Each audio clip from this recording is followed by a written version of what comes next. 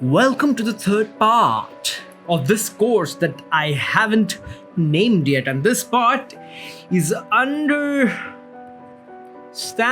the. Oh my god, I'm so lazy to do this. Anyways, this part is understanding the customer. Now, don't be a dumb idiot and just dive into doing this thing without understanding who your consumers actually are.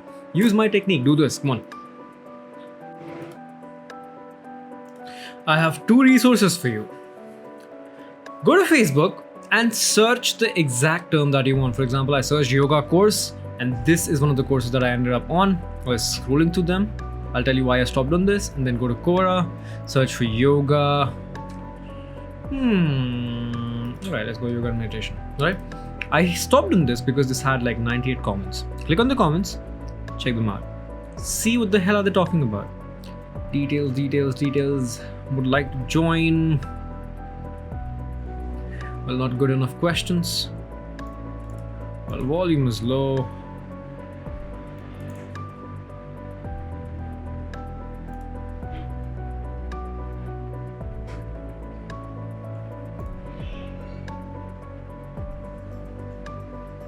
Well, most of these comments are shits.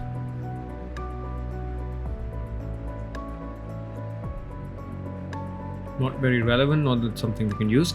But yeah, I'm gonna keep this thing in the final cut because I want to show you that the process that I'm talking about right now is not easy to do. You gotta really spend some time in figuring out what the audience is talking about. Right? This is not easy, this takes time. Beyond this, I'm gonna cut to the part where I actually find something good. So I think Quora was really helpful here. Remember how we were targeting stress, how you're trying to release stress? I just typed that keyword into Quora and this is what I came across. What are the best methods to release stress? What are the best ways to handle stress and stressful situations? How do I study with focus and concentration and avoid distractions? What are you doing? Why am I reading this out? I'm reading this out because my audience is using these terms to express their concerns. This is what we really need to use. Alright, so these are things that are their primary sources of concern. They are so concerned about this that they decided to go online and ask this question to random freaking strangers and get a bloody answer for this. How can I stay calm in a difficult situation? Alright, you can add this not only to your landing page, but you can add this to your entire overall messaging. You can use this to advertise to them later on. Right, how can I stop procrastinating and concentrate on my study? Best stress relieving songs, not. This is a gold mine. Trust me. Make an Excel sheet, take a note of the things that they're using here. So stress relieving songs. You can add stress relieving songs as a freebie to your course. Imagine how useful that's going to be for people.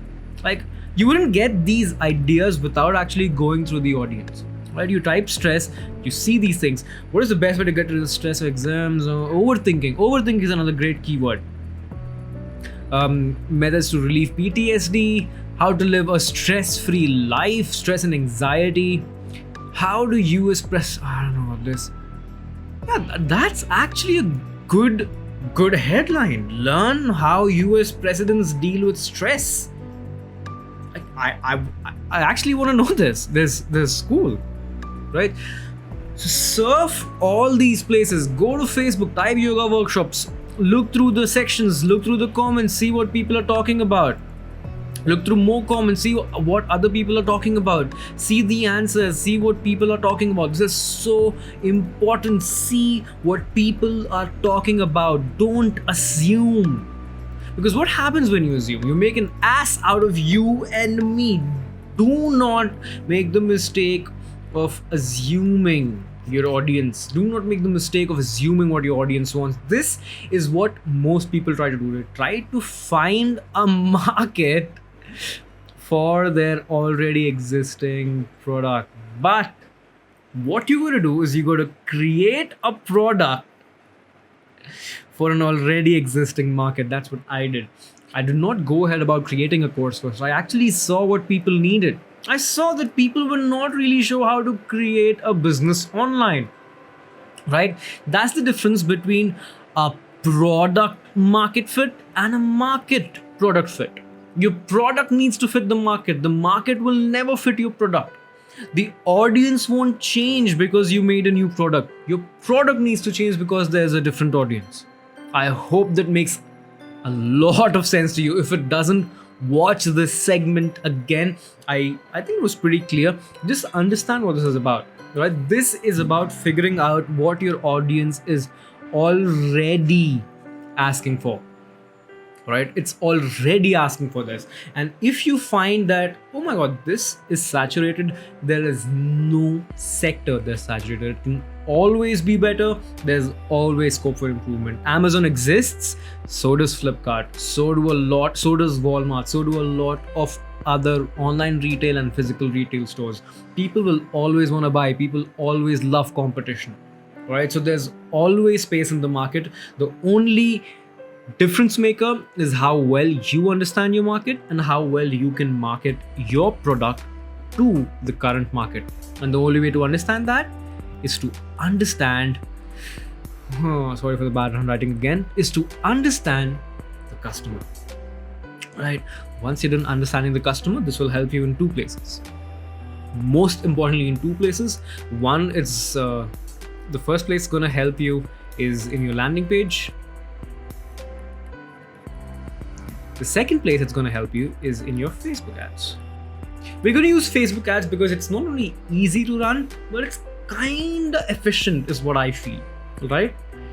So make sure you have an Excel sheet and you note down the terms that your people are using in their communication, right? I'm going to market it back to them. This is just one way of understanding a consumer. There's a lot more, but for the sake of simplicity, we'll stick to this. If you want to learn more advanced stuff of this, because that covers scaling, how you scale your business higher, we'll see that in some other module, in some other course. But for now, this is more than enough. If you want to dive deeper, you can check other places as well.